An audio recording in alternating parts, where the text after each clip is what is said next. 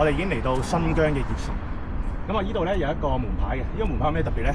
佢係天路0公里。咁啊，昆侖第1城。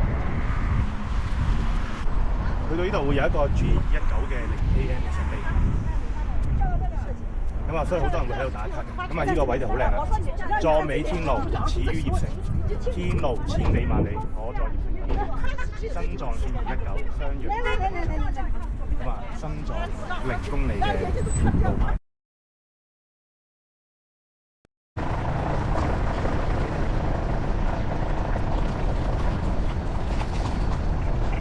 我哋嚟到西夜迷城，西夜迷城咧亦稱石提亞迷城。咁啊，當年咧係古絲綢之路喀什同埋呢個和田之間嘅一個重要嘅咽喉嚟嘅。咁佢另外一個名叫做不滅的懸崖。咁但係去到咧成吉思汗西征嘅時期咧，突然之間消失咗，咁啊變咗一個千古奇謎。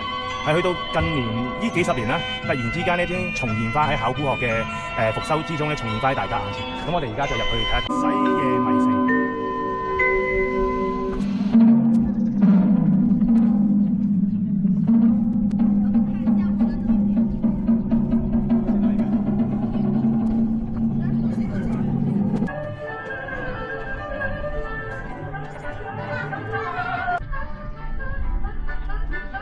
胡楊樹下的心願，世界和平。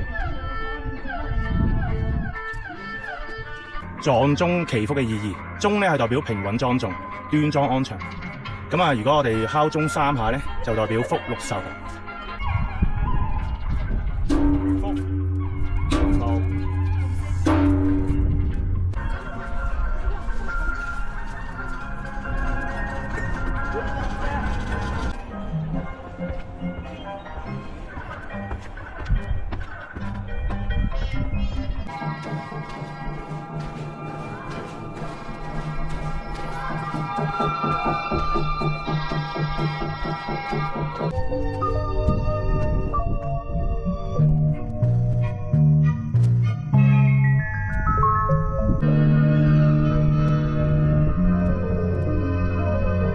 翻去睇下都可唔可以坐馬車。